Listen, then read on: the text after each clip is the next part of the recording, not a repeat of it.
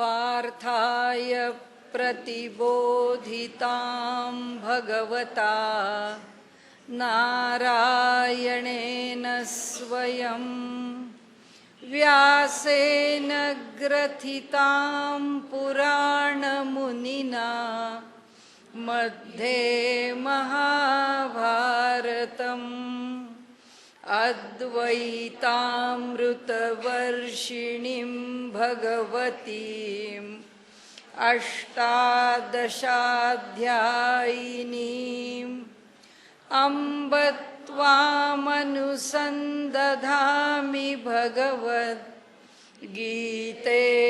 भवद्वेषिणीम् प्रपन्नपारिजाताय स्तोत्रवेत्रैकपाणये ज्ञानमुद्राय कृष्णाय गीतामृतदुहे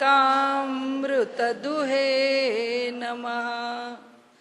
सद्गुरु प्रपन्नपारिजाताय स्तोत्रवेत्रैकपाणये ज्ञानमुद्राय कृष्णाय गीतामृतदुहे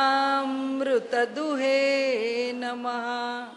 सद्गुरुं सच्चिदानन्दं केवलं करुणाकरं ज्ञानयोगेश्वरं वन्दे ज्ञानदेवं पुनः पुनः। जे वर्षशतांची या कोडी, जन्मसहस्रांची या आडी, लंघिता पातला थडी आत्मसिद्धीची, कोट्यावधी शतकांच्या वर्षांमध्ये जन्मी ज्यांनी हजारो जन्मांचे अडसर पार केलेले आहेत. बहुनाम जन्मनामंते ज्ञानवान माम प्रपद्यते, म्हणून ते म्हणाले कोटी कोटी काय अधिको कोटी, कोटी वर्ष शतांची या, कोट्यावधी जे कोटी शेकडो शेकडो कोटी वर्ष हा काय करतो आहे, हजारो जन्म घेत आहे. आडी हजारो जन्माचे अडसर त्याला येत आहेत. लंघिता पातला थडी, आता ते सगळे जन्म ओलांडून त्यांनी हा जो आत्मसिद्धीचा दुसरा किनारा आहे तो किनारा प्राप्त करून घेतलेला आहे. म्हणून साधन जात आघवे अनुसरे तया स्वभावे. एवढे मोठे कष्ट केलेले आहेत म्हणून ती जी साधना आहे त्याला सहजी अनुसरते. त्या साधनेचं फळ ती साधना त्याला सहज देऊन टाकते. या वरच्या श्लोकाचा संदर्भ की त्यांनी इतक्या जन्मामध्ये इतकं काम केलेलं आहे की त्यामुळे या जन्मामध्ये ती साधना त्याला आता कष्ट व्हायला लावत नाही, ती सहज त्याला पुढे घेऊन जाते. अनुसरे तया स्वभावे. मग आयतीये बसे बैसे राणीवे विवेकाची आहे. मग काय होतं म्हणाले, ऐतच म्हणजे स्वाभाविक, अगदी सहज त्याला विवेकाच्या राज्यावर बसवलं जातं. पूर्ण विवेकाने युक्त होतो. आता ते आपल्याला त्याच्यात खोलात जायचं नाही आहे, पण ह्या विवेकामधून निर्माण होणाऱ्या विवेकज म्हणजे विवेक ख्याती असा शब्द पतंजलींनी वापरला आहे. ख्याती म्हणजे ज्ञान, विवेकाने प्राप्त होणारं ज्ञान, त्या विवेक ख्यातीमधून प्राप्त होणारी समाधी. आता त्याच्या खोलात आपल्याला शिरायचं कारण नाही. इथे एवढंच वाक्य आपण म्हणू की त्या विवेकाच्या राणीवे म्हटलंय, त्या विवेकाच्या साम्राज्यावरती हा अधिष्ठित होतो. म्हणजे विवेक ख्यातीने प्राप्त होणारं समाधीचं स्वरूप त्याला प्राप्त होतं. कारण सगळा त्यांनी विषय समाधीच्या बाहेर माऊलींनी नेला नाही आहे. आता ते म्हणतात, पाठी विचारती या वेगा तो विवेकूही ठाके मागा, मग अविचारणीय ते अंगा घडोनी जाय. आता विवेक ख्यातीतून प्राप्त होणारा सास्मित समाधी तो त्याला प्राप्त झाला. पुष्कळ श्रेष्ठ समाधी आहे तो समाधी त्याला प्राप्त झाला. पण पुढे नंतर, पाठी म्हणजे नंतर, विचारती या वेगा, विचाराच्या वेगात म्हणजे पुढे पुढे जाणारा. आता तो एकानंतर एक क्षेत्र ओलांडत चाललाच आहे पुढे. त्यामुळे त्याच्या प्रगतीच्या वाटेवरती काय होतं म्हणाले, विचारतीची या वेगा तो विवेकूही ठाके मागा. म्हणजे ती विवेकाने प्राप्त होणारी अशी जी वाटत असलेली श्रेष्ठ समाधी आहे ती सुद्धा श्रेष्ठ राहत नाही, ती सुद्धा मागे पडते. मग सरे मग अविचरणीय ते अंगा घडोनी जाय. मग अविचरणीय ते अंगा, जे विचाराच्या कक्षेत येत नाही असं जे स्वरूप आहे, अशा त्या स्वरूपाला तो प्राप्त होतो जे विचारांच्या पलीकडचं आहे. आणि म्हणून तो त्या स्वरूपसिद्धी त्याच्या ठिकाणी प्राप्त होते. म्हणाले तेथ मनाचे मेहुडे विरे. मेहुडे म्हणजे मेघ. त्या ठिकाणी मनाचे मेघ विरून जातात. पवनाचे पवन पण सरे. वायूचं वायू पण सरतं. का म्हटलं आपण? कारण वर त्यांनी संदर्भ दिला माऊलींनी की मन जे आहे ते प्राणाबरोबर निघालं. प्राण कुठे निघाला? गगनामध्ये. गगनात कशा करता? शिवाला प्राप्त करण्याकरता, ब्रह्माला प्राप्त करण्याकरता. आता त्याला ती सिद्धी मिळाली, त्याला ते प्राप्त झालं. आता मनाचं मन पण कुठं राहिलं? मन संपलंच, प्राण पुढे निघून गेले. आता प्राण पण संपलेच, शक्ती पण संपली. शक्तीच्या मागे उभा असणारा शिव आणि इथे असणारं शिवाचं द्वंद्व ते आता एक झाले. कारण इथे या मूर्धनी आकाशामध्ये शिवच आहे. आता खालून या कुंडलिनी जगदंबेचा एवढा खेळ आपण पाहिला. ती सगळी प्रवास करत करत इथे आली. ती शक्ती होती. त्या शक्तीचं जेव्हा शिवरूप आलं, संपली. केव्हा संपली? जेव्हा हा प्राण संपला. आत्ता आपण कुठे आणलं त्यांनी आपल्याला? इथे माऊलींनी मन गेलं जे प्राणाबरोबर आलेलं होतं. तो प्राण म्हणजे शक्तीचं रूप आहे. ती शक्ती त्या प्राणात समाविष्ट झाली आहे. आता तो प्राण कुठं आलाय? या मूर्धनी आकाशात आलाय. आता इथे मूर्धनी आकाशात आल्यानंतर तो प्राण जेव्हा त्या गगनात प्रवेश करतो तेव्हा प्राण पण नष्ट होतो. का नष्ट होतो? त्याचं शक्तीपण संपून जातं. त्याच्या शक्तीपणाची आवश्यकता तिथे राहत नाही. शक्ती मुरली प्राणात, प्राण नष्ट झाला. तो कशात नष्ट होतो? शिवात, चैतन्यात. आणखीन दुसरीकडे कुठे जाणार नाही. मग आता हे जे नष्ट होऊन राहिलेलं जे चैतन्य आहे, जे आमच्या जीवाचं चैतन्य होतं, ते चैतन्य कुणाशी एकरूप झालं? शिवाशी. आणि म्हणून या ठिकाणी त्या जीव आणि शिवाची भेट झाली. माऊलींनी आपला विषय सोडला नाही. इथे सुद्धा याची काही गरज नव्हती, पण त्यांनी त्यांचं निरूपण असंच केलं. तेथ मनाचे मेहुडे विरे, पवनाचे पवनपण सरे, आपण मुरे आकाशही. ते आकाश सुद्धा आपल्या आपल्या ठिकाणी मूर्त, म्हणजे तेही त्या ठिकाणी जिरून जातं. म्हणाले प्रणवाचा माथा बुडे. आता प्रत्येक वेळी शब्दाची असह्यता त्यांनी इतक्या सुंदर प्रकारे दाखवली. आता इथे सांगतात की तो ओंकार आहे, किती बुडतो? त्याचा माथा बुडतो. म्हणजे अ गेला, उ गेला, म गेला. प्रणवाच्या तीनही मात्रा गेल्या. पुढे येतुलेनी अनिर्वाच्य सुख जोडे. म्हणून त्या अर्धमात्रेमध्ये हा लीन होऊन जातो.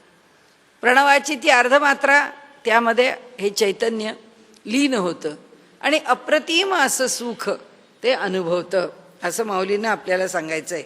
येतुलेनी अनिर्वचनीय सुख जोडे, म्हणून आधीची बोलू बहुडे तया लागी. म्हणून तिथं जे काय अनिर्वचनीय सुख आहे ते मिळायच्या आतच शब्द मागे फिरलेत. शब्द कुठे तिथे पोचणार आहेत? ते काही उ म मात्रा पोचणार नाही. ही जी अर्धमात्रा आहे ती सुद्धा पुढे राहणार नाही. हे सुद्धा सांगायला सुख आहे वगैरे हे काही राहणार नाही. ऐसी ब्रह्माची स्थिती, जे सकळा गती सी गती, सर्व गतींची जी गती आहे अशी जी ब्रह्मस्थिती आहे, तया अमूर्ताची मूर्ती होऊ न ठाके. असा जो अमूर्त असा अनुभव आहे तो त्याच्याकरता मूर्त होतो आणि त्याच्या देहातून झालेला आहे. आम्हाला तो बघायला मिळणार आहे. ज्ञानदेवांना त्यांच्या काळात ज्यांनी पाहिलं ते श्रेष्ठ, स्वरूपानंदांना या काळात ज्यांनी पाहिलं ते श्रेष्ठ, वासुदेवानंद सरस्वतींना ज्यांनी पाहिलं ते श्रेष्ठ. कारण ही सगळी मंडळी, हे सगळे पुरुष फार मोठ्या अनुभवाच्या पातळीवर आहेत. म्हणून ते सांगतात की तो जो अनुभव आहे, तो जो ब्रह्मभाव आहे, तो यांच्या रूपाने प्रकट झालेला आहे. तेणे बहुती जन्मी मागिली, विक्षेपांची पाणी वळे झाडिली, म्हणून उपजत खेवो बुडाली लग्न घटिका. आता जरा रूपकामध्ये सांगतायत. अहो म्हणाले, पुष्कळ जन्मांच्या ठिकाणी असलेली विक्षेपाचा केर कचरा. विक्षेप, आमच्याकडे जे विकल्प आहेत ना, ते विकल्प पुष्कळ अडथळा आणतात. आता हे सगळं ऐकलं आपल्याला वाटतं काही नाही, घरी जाऊन रोज 10 मिनटं तरी ध्यानाला बसावं. एक दिवस बसतो, तिसऱ्या दिवशी काहीतरी अडचण येते, चौथ्या दिवशी लक्षातच राहत नाही, 5व्या दिवशी आता न लक्षात राहणं आपल्या सरावाचं होतं. मग विषय पडला मागे. मग आपण म्हणतो, अहो खरंच हो, आम्ही अगदी ठरवलं होतं की अगदी रोज बसायचं ध्यानाला, पण ते काय 4-2 दिवस झालं मग सुटलं. म्हणाले, हे जे सगळे विक्षेप आहेत हा दोष आहे. साधनेमधला विक्षेप हा दोष आहे. आणि जेव्हा साधनेत विक्षेप येतो तेव्हा आपण समजावं की अजून देव आपल्या मागे उभा नाही आहे बरं का, आपण आपले झगडतोय.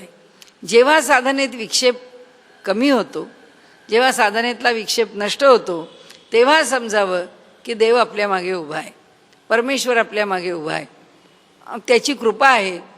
आणि त्यामुळे आपण ही साधना निर्वेधपणे करतो आहोत. याच्यावर अगदी आपण प्रमाण मानण्याचं वाक्य अगदी यांचं ब्रह्मचैतन्य गोंदवलेकर महाराज. कुणी विचारलं, महाराज इतकं नाम घेतो, मला देवाचं दर्शन का होत नाही? म्हणजे रोज नाम घेतोस ना? हो घेतो. अगदी महाराज न चुकता घेतो, तुम्ही म्हणालात तसं घेतो, दिवसभर घेतो, स्मरणात असतं. अरे म्हणाले, हेच चाललंय, हेच त्याची कृपा आहे. तुझ्याकडनं सातत्याने निर्वेधपणे साधन करून घेतात, हीच त्यांची कृपा आहे, हे लक्षात ठेव. तसं इथे त्यामुळे त्यांनी इथे म्हटलंय की इथे विक्षेपांची पाणीवळे झाडिली.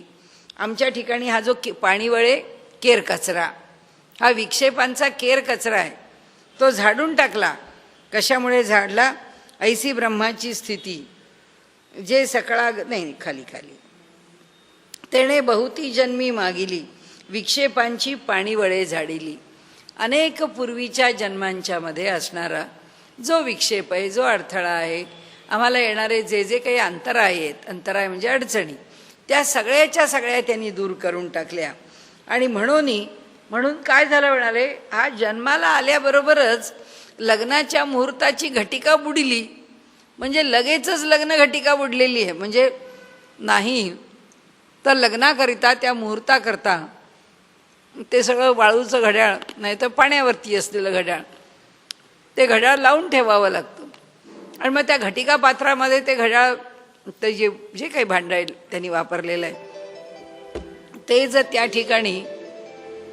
त्या ठिकाणी बरोबर राहिलं, म्हणजे बुडून राहिलं, की ज्या क्षणी ते बुडलं त्या क्षणी विवाह लावला जातो. कारण ती घटिका त्याच्याकरता आपला आज जसा अलार्म लावतो तशी ती घटिका योजून ठेवलेली असते त्या काळाकरता. तशी त्या काळाकरता आलेली जी घटिका आहे, ती घटिका त्या ठिकाणी त्यांनी म्हटलं आहे की ती घटिका त्याला जन्माबरोबर साधली. विवाह मुहूर्ताकरता घटिका नको, विवाह झालाच. तसा साधना आणि सिद्धी ही त्याला जन्माबरोबर वरलीच आहे, सिद्धीनी त्याला वरलंच आहे. आणि तद्रूपतेसी लग्न लागोनी ठेले अभिन्न. आणि त्याचं लग्न कशाशी लागलं? ब्रह्मरूपतेशी. ते कसं लागलं? अभिन्न. तो त्या ब्रह्मरूपापासून कधीही दूर होणार नाही. लागोनी ठेले अभिन्न. त्याचा विवाह झाला आणि तो त्याच्याशी अभिन्नपणे जोडला गेला. जैसे लोपले अभ्र गगन होऊनी ठाके. ज्याप्रमाणे आकाशामध्ये निर्माण झालेले ढग आकाशातच विरून जातात, त्याप्रमाणे हा ब्रह्मामध्ये मिसळून गेला. आता पुढे तैसे विश्व जेथ होये, मागवते जेथ लया जाये, ते विद्यमानेची देहे जाहला तो. उपनिषदाचं वचन घेतलंय त्यांनी. आणि त्यांनी असं म्हटलंय की ज्या ठिकाणी ज्याच्यापासून जग जन्माला येतं, यतो वा इमानी भूतानी जायन्ते. ज्याच्यापासून जग जन्माला येतं, ज्याच्या ठिकाणी जग प्रविलियन्ते, ज्याच्या ठिकाणी जग नष्ट होतं, मागवते जेथ लया जाते, ते विद्यमानेची देही जाहला तो. असं जे ते ब्रह्म आहे तो याच देहामध्ये झाला, विद्यमान देहामध्ये. आता आपण त्या देहाला काय म्हटलं? चरम देह. हा त्याचा जन्माला येण्यातला शेवटचा देह. या इथल्याच देहामध्ये तो त्या परब्रह्माशी एकरूप झाला. तपस्वीभ्योधिको योगी, ज्ञानीभ्योपी मतोधिका, कर्मीभ्यश्चाधिको योगी, तस्मात योगी भवार्जुन. त्यांनी सांगितलं, बाबा रे, हे सगळे आपापल्या परीने कार्य करणार आहेत. हे कोण कोण आहेत? हे वेदांनी सांगितलेलं कर्माचं अंग सांभाळणारे आहेत. कोणतं कर्माची अंग आहेत? आत्तापर्यंत आपण पाहत आलो, शेवटपर्यंत सुटत नाहीत, 17व्या अध्यायापर्यंत पण सुटत नाहीत. कोणतं आहेत? यज्ञ, दान आणि तप. या 3 गोष्टी आहेत जे संबंध वेदांचं आम्हाला सांगितलेलं जीवनाचं, प्रवृत्तीपर जीवनाचं साधन आहे. आता हे काय? तपस्वी, तप आलं यज्ञदानमधलं. ज्ञानीभ्योपी मतोधिका, ज्ञान त्या वेदांच्या मधलं ज्ञानकांड आहे की ज्या ज्ञानकांडाचा विचार करत असताना यांनी काय करावा विचार जीवन जगताना? यज्ञ, आपल्या जीवनामध्ये सर्वस्वाचा यज्ञ करणं. आणि कर्मीभ्यश्चाधिको योगी, आणि यज्ञ, दान आणि तप, त्याच्यामध्ये दान आणि कर्म, ज्याची षटकर्म पुढे घेतली आहेत त्यांनी, त्या षटकर्मामध्ये दानाचा अंतर्भाव आहे. आणि या कर्मीभ्यश्चाधिको योगीमध्ये यज्ञाचा अंतर्भाव आहे. कर्मकांड म्हणजे सरळ सरळ अर्थ त्यांचा यज्ञ आहे. या ठिकाणी ज्ञान, यामध्ये सुद्धा अध्ययन अध्यापन, ही जी ज्ञानाची भूमिका आहे ही पुन्हा यज्ञाचीच भूमिका आहे. यज्ञ, तप ह्या 2 गोष्टी इथे सांगितल्या आहेत. त्यामुळे ह्या सगळ्या सोड आणि योगी हो. जया लाभाची या आशा, धरुनी धैर्य बाहूंचा भरवसा, घालीत षटकर्मांचा धारसा, कर्मनिष्ठ. म्हणाले ज्या वस्तू प्राप्त करायच्या, जया लाभाची या आशा, ज्या वस्तू मिळाव्यात अशी आम्हाला आशा आहे, त्याच्याकरता धैर्य धरून, मनुष्य भरवसा, विश्वास ठेवून, घालीत षटकर्मांचा धारसा, हे कर्मनिष्ठ जे आहेत ते काय करतात? या षटकर्मांच्या प्रवाहामध्ये उडी घालतात. म्हणून मी आपल्याला मगाशी म्हटलं की कर्मकांडाचं अंग सांगितलं: अध्ययन, अध्यापन, दान, प्रतिग्रह, आणि त्याच्याचबरोबर अध्ययन, अध्यापन, दान, प्रतिग्रह आणि काय? यजन आणि याजन, हे उरलेलं कर्म. म्हणजे आता इथे कसं झालं? पहिलं कर्म अध्ययन, अध्यापन, आपण स्वतः शिकायचं, आपल्याला जे कळलं आहे ते आपण दुसऱ्याला सांगायचं. समर्थांनी सोप्या भाषेत सांगितले, जे जे आपणासी ठावे ते ते दुसऱ्यासी सांगावे. बस, आपल्याला जे माहिती आहे त्याची माहिती दुसऱ्याला द्यावी. आपण लगेच सांगतो. अहो, लोकांनी सांगितलं काही झालं तरी मोबाईल पावसाळ्यात बाहेर नेला तरी ढग आलेले असताना ते बाहेर रस्त्यावरती मोबाईल वापरू नका बरं का.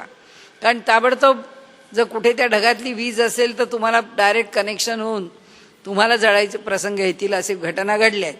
आपण 2 घटना वाजल्या की लगेच लोकांना सांगतो, हे असं करू नका, असं करू नका. जे जे आपणासी ठावे ते ते इतरांशी सांगावे. तसं आहे हे अध्ययन, अध्यापन, यजन आणि याजन. यज्ञ आपण पण करावा आणि दुसऱ्याकडनं करून पण घ्यावा. जसे आपली लहान मुलं आहेत घरामधली, त्यांच्याकडनं यज्ञ करून घ्यायचा आहे, आपण करायचा आहे. आपल्याला जे सांगितलं आहे की प्रपंच नीट चालवा, हा प्रपंच चालवत राहणं हाच एक मोठा यज्ञ आहे. यामध्ये आपण काय, कशाच्या आहुती देणार आहे, आपल्याला किती मिळालं आहे, त्यातलं आपल्याला किती दुसऱ्याला द्यायचं आहे, आपण काय काय प्राप्त करून घेतलं आहे, त्याच्यामध्ये किती किती लोकांना समाविष्ट करून घ्यायचं. आपण काय नाहीतरी नातेवाईकांना हे आहेर देणं घेणं काय प्रकार आहे. त्याची विकृती आली की आपण म्हणतो आता आमच्या लग्नामध्ये आहेर आणू नये, आपले शुभाशीर्वाद हेच आहेर आहेत असं समजावं. का? त्याचं कारण असं की ते काहीच्या काही आणलेल्या वस्तूंचं करायचं काय.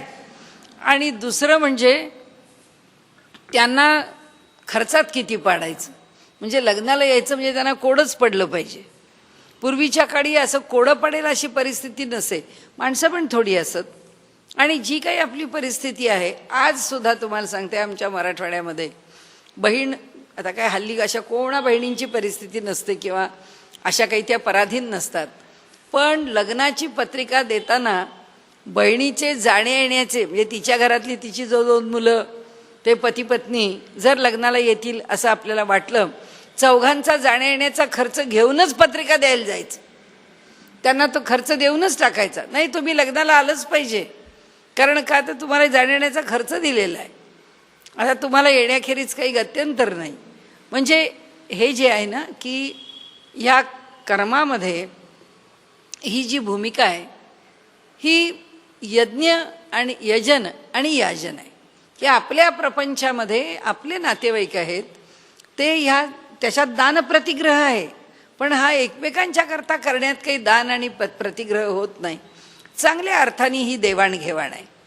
म्हणजे आपण जसं कर्मकांडामध्ये दान करतो की तिळाचं दान करान, पणतीचं दान करान, दीपाचं दान करान, जवाचं दान करान, तेलाचं दान करान, असं नाही आहे, पण एकमेकांनी एकमेकांची देवाणघेवाण आहे. म्हणजे हा जो लोक आहे, असं समर्थांनी म्हटलंय, हा लोक तो दिल्या घेतल्याचा. या लोकामध्ये एकमेकांनी एकमेकांना द्यायचं घ्यायचं असतं, आणि द्यायचं घ्यायचं आहे हे 100% लक्षात ठेवायचं असतं, की आपल्याला प्रत्येकालाच आपल्या पैशामध्ये आपली बहीण भावंड घरातले लोक या सगळ्यांचा अधिकार आहे. दानाचा अधिकार आपल्याला केव्हा आहे, कारण त्याच्यामध्ये समाजाचा अधिकार आहे, त्याच्यामधल्या समाजाच्या दुर्बल घटकांचा अधिकार आहे. मग आम्हाला किती देता येईल, मुठभर देता येईल, जास्त नाही. मी आत्ता परवा औरंगाबादला 2 दिवस गेलेली होते, तर तिथे त्यांनी सांगितलं की देहूला तुकाराम महाराजांचं जे गाथा मंदिर आहे ना, गाथा, तर त्या पाहिलं असेल आपण देहूचं, तर ते जे गाथा मंदिर आहे त्या गाथा मंदिराच्या इथे त्यांना त्यांची एक मोठी लायब्ररी उभी करायची. तर त्या लायब्ररीच्या वेळी त्याच्याकरता जे गोविंद देवजी गिरी किंवा किशोरजी व्यास यांना त्यांनी बोलावलं होतं की तुम्ही या आणि आमच्या ह्या जागेचं भूमिपूजन जरा आपण ज्याला कार्यक्रमाचं एक उद्घाटन अशा अर्थाने काही करू, की हा संकल्प झाला मग आम्ही त्या लायब्ररीच्या करता काम सुरू करू. तर त्यांनी सांगितलं हे फार मोठं काम आहे, आपण आम्हाला जर एक 5 कोटी रुपयांचा हा प्रकल्प आहे, आपण जर आम्हाला काही पैसे दिलेत आपल्या ट्रस्टकडून तर आम्ही आपलं नाव देऊ. ते म्हणाले माझं नाव कशाला, समर्थांचं नाव द्या, रामदास स्वामींचं नाव द्या तिथे, कारण हे वारकरी आणि समर्थ संप्रदाय हे बाहेर व्यवहारात भांडणं करतात ना वारकरी, की आम्हाला समर्थ संप्रदाय मान्य नाहीत. ते म्हणाले समर्थांचं नाव द्या, पैसे गोळा होतील. आणि मग त्यांनी सांगितलं की पैसे गोळा करण्याकरता गडावरती कळवलं, गडावरून तो विषय आला खाली. त्याच्यातल्याकरता पहिलीच योजना औरंगाबादमध्ये माझ्याच ओळखीचे ग्रस्त आहेत त्यांनी ती केली. तर काल आम्ही परवा त्यांच्याचकडे भेटलो होतो, तर त्यांनी सांगितलं की मी लोकांना सांगितलं नियोजनपूर्वक काम केलं, पण लोकांना सांगितलं तुम्हाला जमेल तेच द्या, जमेल तेवढं द्या, कुणालाही कशाचंही बंधन नाही. त्यांनी नाहीतर 1000 रुपयाच्या पावत्या फाडा, ते म्हणाले मी कुणालाही 1000 रुपये द्या असं सांगणार नाही. पण औरंगाबादमध्ये त्या कार्याकरता 5 लाख रुपये जमा झाले, कुणाचे 10 असतील, 100 असतील, 1000 असतील, आणि त्याचबरोबर 5 टन धान्य गोळा झालं. म्हणजे आपल्यापुढे मांडण्याचा हेतू एवढाच आहे की ही जी षटकर्म आहेत ती आम्ही केलीच पाहिजेत. यजन आहे, याजन आहे, दान आहे, प्रतिग्रह आहे, आणि अध्ययन आहे, अध्यापन आहे. आपल्या मुलांना आपल्याला वाढवायचं आहे तर आधी आपला अभ्यास पाहिजे, या मुलांना कसं वाढवायचं आहे. आम्हालाच जर कळलं नाही की काय मुलांना शिकवलं तर मुलं शहाणी होतील, तर आम्ही कसे मुलांना वाढवणार. आमच्या घरापासून अध्ययन अध्यापन आहे. असो, इथे त्यांनी सांगितलं हा कर्मकांडी मनुष्य त्याच्यामध्ये अडकून पडतो का, जिये एकी वस्तू लागी बाणोनी ज्ञानाची वज्रांगी झुंजत प्रपंचेशी समरंगी ज्ञानीये गा. आपल्याला माऊलींनी उपदेश केला, आपल्याला वेदांनी उपदेश केला, कशाकरता केला, कर्माकरता. त्यांनी सांगितलं आम्हाला प्रापंचिकाला या जगामध्ये कर्माच्या शिवाय पर्यायच नाही. म्हणून ही पहिली ओवी माऊलींनी कर्मनिष्ठांच्या करता सांगितली, आणि त्यांनी सांगितलं की ह्या सगळ्या कर्मनिष्ठांनी या षटकर्माच्या प्रवाहामध्ये उडी घालून आपल्याला ह्या सगळ्या गोष्टीतून जीवनात पैशाची, व्यवहाराची, आपल्या बळाची, सगळ्याची कसरत करत आपल्याला त्यातनं बाहेर पडायचं. हे आपण कर्ममार्गी आहोत, आपल्याला कर्म आहे, आपण कर्मच करतो. मुलांना शिकवतो, मुलांना मोठं करतो, मुलांच्याकरता पैशाचा त्याग करतो, समाजाकरता काही करावं असं वाटतं म्हणून करतो, देशाकरता काही करावं असं वाटतं म्हणून करतो, घरच्या लोकांकरता काही करावं असं वाटतं म्हणून करत असतो. त्याच्याकरता आपण काही त्याग करतो, आपण काही दुसऱ्याकडनं स्वीकारतो, हे चालू राहतं. हे आम्हाला कर्मनिष्ठांना सांगितलं. म्हणाले जो ज्ञानी आहे तो काय करतो, ज्या एका परमात्मा तत्वाकरता काजीये एकी वस्तू लागी, त्या एका वस्तू करता बाणोनी ज्ञानाची वज्रांगी, अंगावरती ज्ञानाचं चिलखत घालतो, झुंजत प्रपंचेशी समरंगी ज्ञानी आहे गा.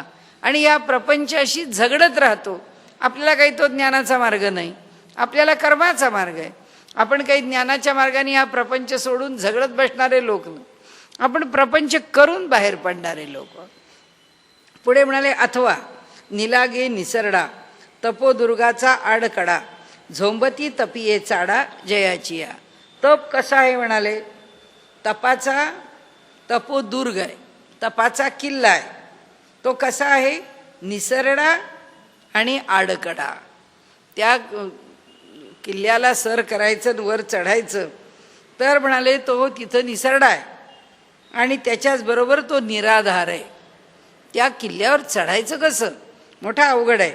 झोंबती तपिये चाडा, पण ते प्राप्त करण्याकरता तपीजन मात्र त्याच्याशी झोंबे घेतात, फार कष्ट करतात.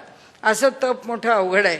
जे भजती या भज्य, याज्ञिकांचे याज्य, भक्ती करणाऱ्यांचं जे भक्तीचं स्थान आहे, आराध्य स्थान आहे, जे यज्ञ करणाऱ्यांचं ची यजन देवता आहे. एवं जे पूज्य सकळा, अशा प्रकारे जे सगळ्यांनाच पूज्य आहे सदा सर्व काळ, तेची तो आपण स्वये जाहला निर्वाण. आता हा योगाचा अभ्यास करणारा कसा झालाय, तो स्वतःच त्या रूपाला प्राप्त झालाय.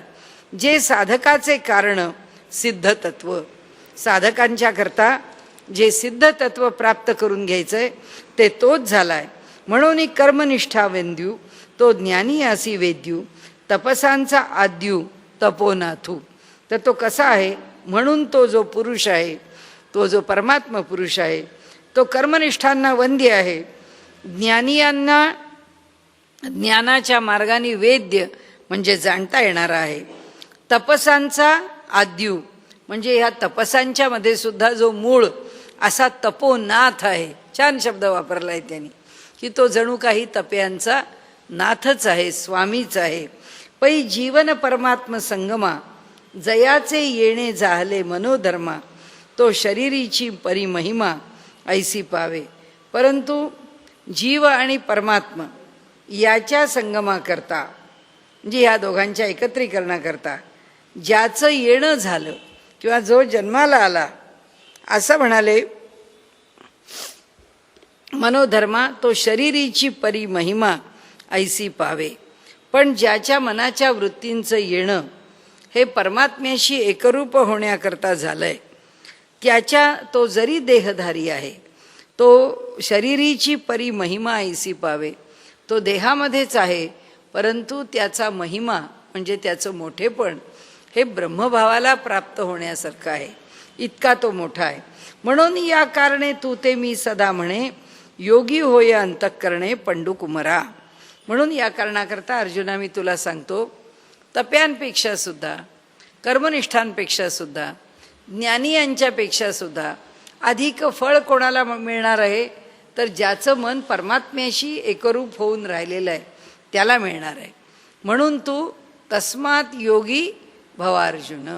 म्हणून अर्जुना तू योगी हो. म्हणून अर्जुना तुझ्या ठिकाणी योगाची महती येऊ दे. आता पुढे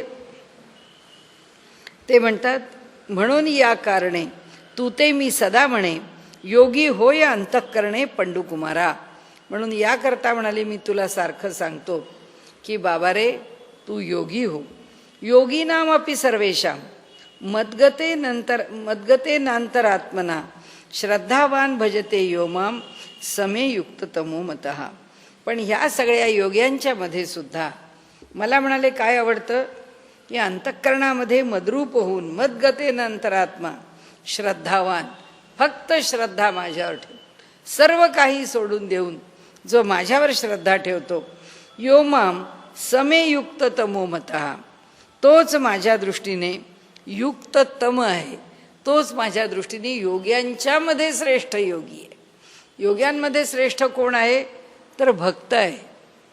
म्हणून तो भक्त योगिनाम अपि सर्वेशाम, सर्व प्रकारच्या योगामध्ये श्रेष्ठ ठरणारा पुरुष असला, तो जरी मला आवडत असला तरी त्या सगळ्यांच्यामध्ये माझ्यावर श्रद्धा ठेवून अनन्य भावानी शरण येऊन माझं जो भजन भक्ती करतो तो माझ्या दृष्टीने सर्वात श्रेष्ठ आहे. अगा योगी जो म्हणीजे तो देवांचा देव जाणीजे, आणि स्वसुख सर्वस्व माझे चैतन्य तो. अहो म्हणाले ज्याला योगी म्हणायचं तो देवांचा देव जाणीजे, सर्व देवांचा तो देव आहे. म्हणून आपण काय म्हणतो महादेव आहे, म्हणून महादेव हे नाव तरी कसं आलं, सर्व देवांचा देव आहे म्हणून तो महादेव. आणि सुख सर्वस्व माझे चैतन्य तो.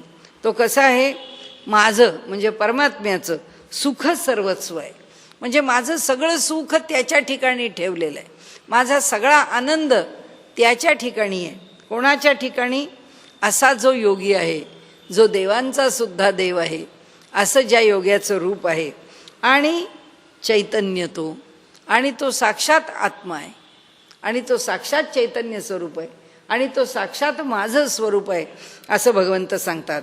जया भजता भजन भजावे, हे भक्ती साधन जे आघवे. पुरुष, जया म्हणजे त्या पुरुषा, त्या पुरुषाचं भजन म्हणजे त्या परमात्म्याचं भजन करताना तो काय करतो, ते भजत असताना त्याचं जे भजन आणि त्याची भजणं या दोन्ही गोष्टी, म्हणजे भक्त भज्य आणि भजन, ज्याला भजायचं आहे तो आणि ज्या शब्दात भजायचं आहे ते, म्हणजे भज्य आणि भजन. आणि हा कोण आहे, भक्त, हा भजन करणारा आहे. भजता हा भजणारा आहे. हा भजणारा काय होऊन जातो, भज्य पण होतो आणि भजन पण होतं. म्हणजे भगवंताच्या नामाशी पण एकरूप होतो आणि भगवंताशी पण एकरूप होतो. त्याचं वेगळं स्वरूप राहतच नाही, तो वेगळा भक्त म्हणून शिल्लक राहत नाही. हे भक्ती साधन जे आघवे, ते मीची जाहलो अनुभवे अखंडित. म्हणाले हे जे भक्तीचं साधन आहे ते साधन माझंच स्वरूप आहे, ते मीच आहे. मग तया आम्हा प्रीतीचे, मग त्या साधनेनी काय झालं, तो आणि मी एकच झालो. आता विषय काय चाललाय की बाबा रे तपस्वी असेल, बाबा रे ज्ञानी असेल, कुणी कर्मनिष्ठ असेल, पण या सगळ्यांच्या पेक्षा तू योगी हो, या सगळ्यांपेक्षा तू भगवंताशी जोडलेला राहा. भगवंताशी जोडलेल्या राहणाऱ्यांच्या मध्ये सुद्धा मला कोण प्रिय आहे, जो भगवंताचं श्रद्धेने भजन करतो. भजन कसं करतो, भजनही तोच आहे, ज्याचं भजन करायचं आहे तो परमात्माही तोच आहे. असा तो भक्त आपल्याला या दोन्हीमध्ये, भजनामध्ये आणि भज्यामध्ये, भजता शब्द वापरलाय त्यांनी, त्यामध्ये समाविष्ट होऊन जातो. असा मग तया आम्हा प्रीतीचे स्वरूप बोली निर्वचे. म्हणाले तो आणि मी यात काही फरक राहतो का? आता आमच्या स्वरूपाच्या बद्दल मी काय बोलावं, मला काही बोलता. आणि स्वरूप बोली निर्वचे, शब्दांनी बोलणं अवघड आहे. ऐसे नव्हे का तो साचे सुभद्रापती. हे अर्जुना काय सांगू तुला, तो आणि मी आमच्यामध्ये काही भेदच नाही, तोच असं म्हणाले, एवढं मी सांगतो. ऐसे भक्त चकोर नाही आधीची ओवी, तया एकवटली या प्रेमा, जरी पाडे पाहिजे उपमा. सगळं सांगितलं म्हणाले मी तुला, परंतु त्याच्याबद्दल जर तुला काही उपमेनी मला सांगायचंच असेल, मी सांगितलं तुला, तो मद्रूपच आहे आणि मी तद्रूप आहे. मी त्याच्यापेक्षा काही वेगळा नाही आहे, आमच्या दोघांमध्ये भेद नाही. पण तरी तुला उपमेनी हा विषय समजून घ्यायचा असेल तर तया एकवटली या प्रेमा, आमच्यातल्या अद्वैत प्रेमाचं स्वरूप सांगतो. जरी पाडे पाहिजे उपमा, जरी तुम्हाला या प्रेमामध्ये जर स्वरूप करण्याकरता जर काही दृष्टांतच पाहिजे असेल तर देतो म्हणाले. तरी मी देह तो आत्मा हेच होय. मी देह आहे आणि तो माझा आत्मा आहे. हा आमचा संबंध आहे. तो इतका माझ्याजवळ आहे की तो आहे म्हणून मी आहे. मी देह आहे, तो माझा आत्मा आहे. ऐसे भक्त चकोर चंद्रे तेथ त्रिभुवनैक नरेंद्रे बोलिले गुणसमुद्रे संजयो म्हणे. आता माऊली सांगतात की संजयानी असं सांगितलं. कुणाला सांगितलं? धृतराष्ट्राला. आपण सुरुवातीला पाहिला आहे, हा पुत्र मोहे बिघडला, हा पुत्रांच्या मोहामध्ये बिघडून गेलेला आहे, हा अडकून पडलेला आहे. हा म्हातारा जो आहे याला दुसरं काही मोहित झालेला आहे हा म्हातारा. आणि तरीसुद्धा ते म्हणतात त्याला की अरे राजा ऐक, काय जे चाललं आहे हा विषय समजून घे. आता तोच शेवट करतोय, तोच संजय म्हणतोय की भक्तरूपी चकोराला चंद्र होणारा हा साक्षात भगवान श्रीकृष्ण.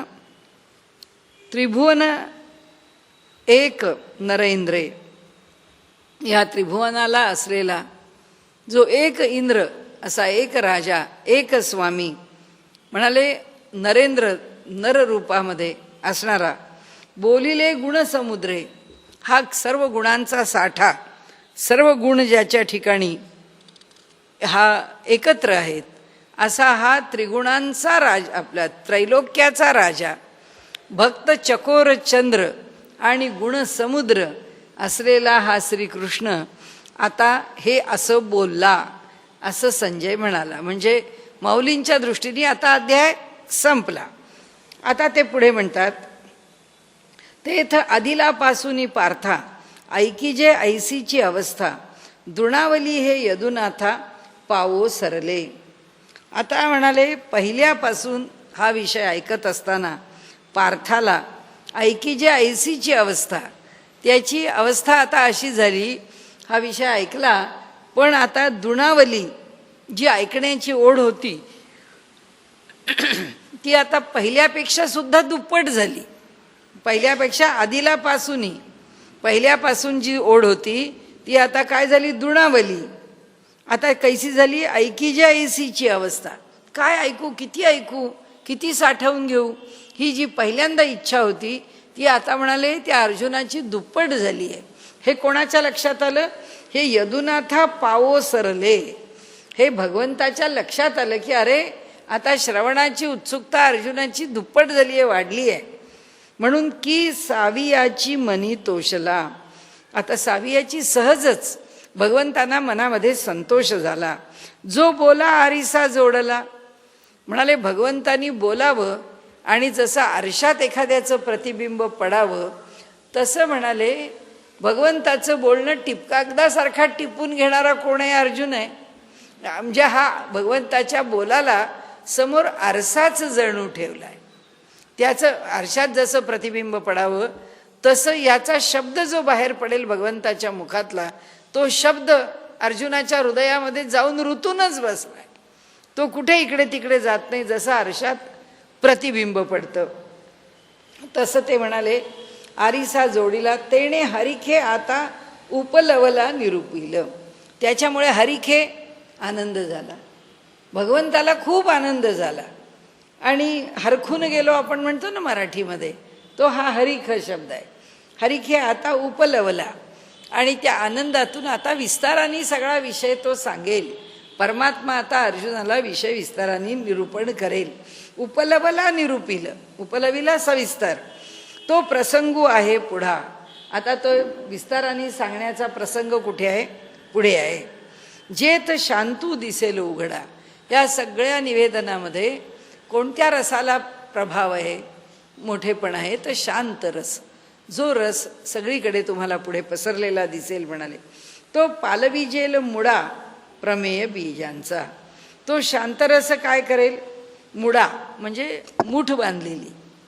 हे जी बीजं आहेत ती जपून जेव्हा ठेवलेली असतात तेव्हा शेतकरी एका पोटलीमध्ये एका गाठोड्यामध्ये सगळी बिया ठेवतो आणि त्याची पोटली बांधतो, त्याचं गाठोडं बांधतो आणि ठेवून देतो.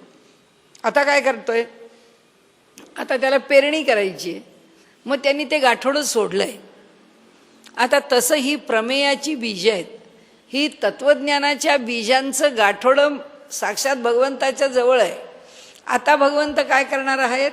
पार्थाकरता ते गाठोडं आता उघडणार आहे, ते मोकळं करणार आहे.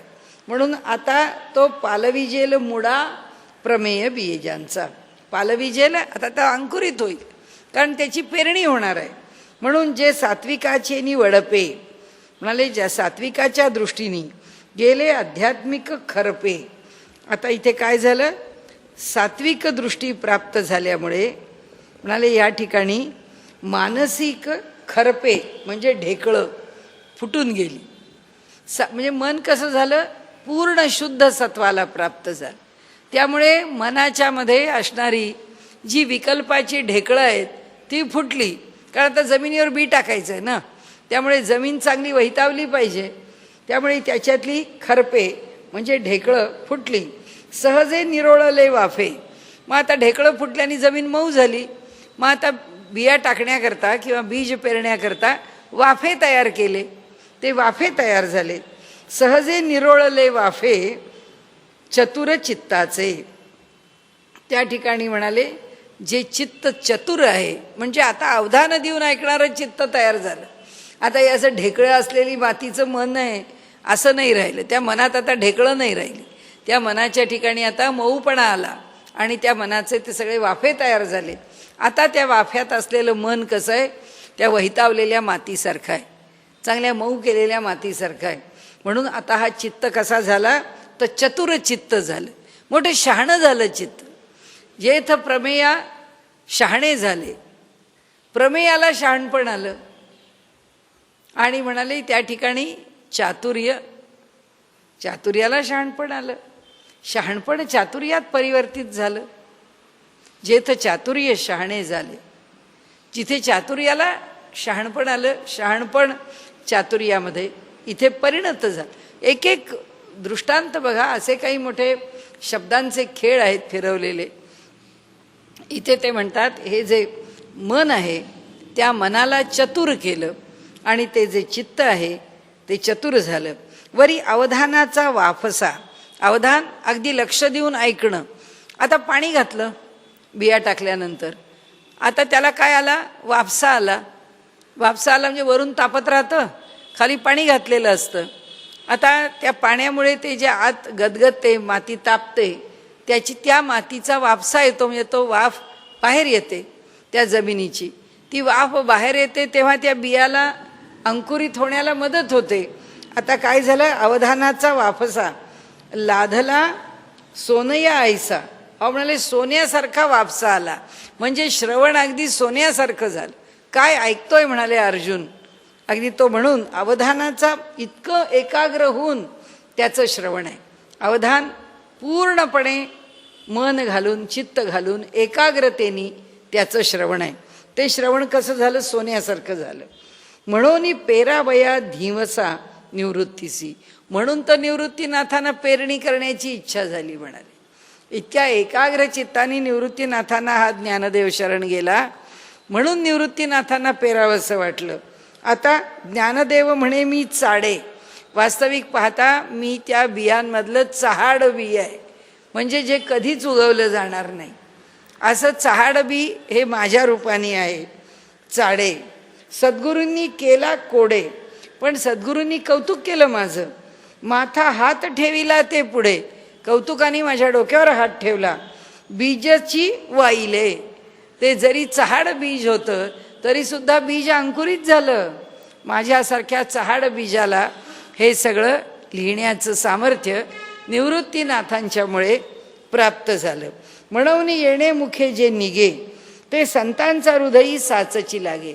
म्हणून म्हणाले मी जे काही बोलेन ना ते लोकांना का आवडेल, कारण निवृत्तीनाथांनी हात ठेवला आहे आणि माझ्यासारख्या काहीही निर्माण न करण्याचं सामर्थ्य असलेल्याकडून हे लिहून घेतलं आहे. हे असो, आता हे सोडून द्या म्हणाले. हे कोणी सांगितलं, निवृत्तीनाथांनी. ते म्हणाले आता पुष्कळ झाले, असले दृष्टांत वगैरे काही देत बसू नको. हे असो, आता हे पुरे झालं. सांगे श्रीरंगे बोलिले जे, जे भगवंतांनी सांगितलं आहे ते बोल. हे नाही ते काय बोलतोयस तू, आता हे काही बोलू नकोस, थांब. आता परी ते मनाचा कानी ऐकावे. माऊली म्हणतात हो मी सांगणार आहे, पण कसं ऐका, मनाचे कान करून ऐका. बोल बुद्धीचा डोळा देखावे. माझे जे बोल आहेत ते बुद्धीच्या डोळ्यांनी पहा. तुमच्या बुद्धीच्या ठिकाणी त्या बोलांना ठेवा. हे साठोवाटी घ्यावे चित्ताची या. आणि तुमच्या माझ्यामध्ये म्हणाले ही देवाणघेवाण आहे. कशाची? तुम्ही चित्त मला द्यावं, मी माझे शब्द तुम्हाला द्यावे.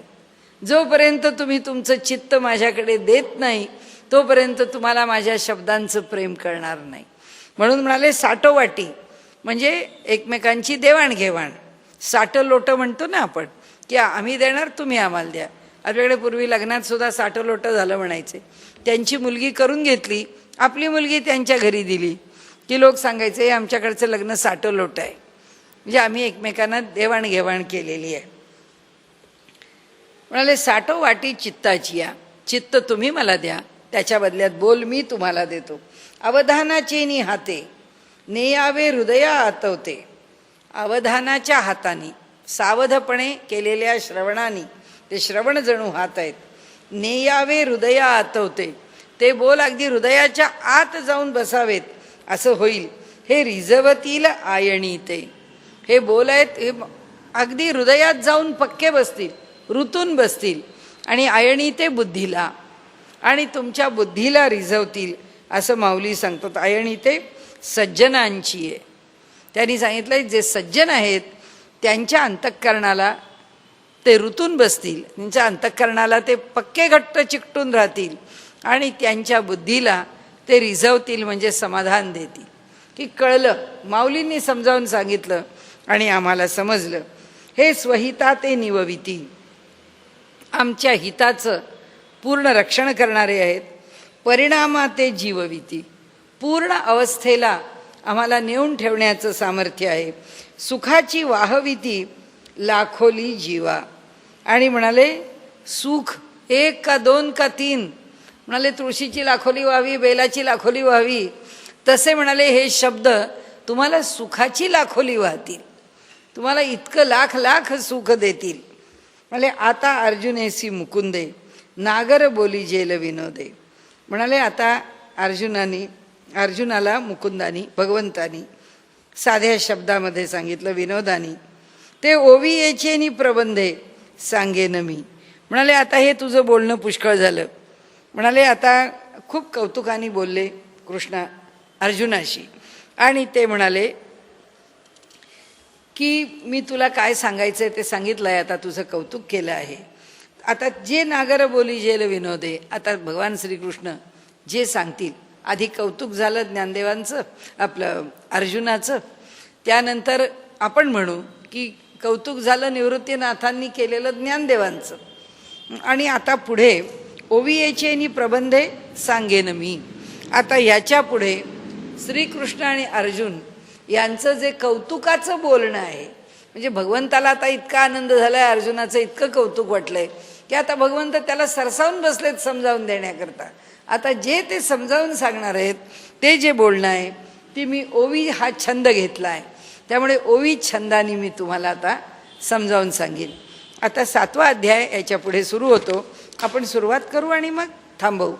त्या अध्यायामध्ये अध्याय 7वा त्याच्यामध्ये श्री भगवान उवाच मय्यासक्त मनाः पार्थ योगम युंजन मदाश्रया असंशयं समग्रं मां यथा ज्ञास्यसि तच्छृणु. ज्ञानं तेहं सविज्ञानम् इदं वक्ष्याम्य शेषतः यज्ञात्वा नेह भूयोन्यत् ज्ञातव्यम् अवशिष्यते. थांबूया आपण.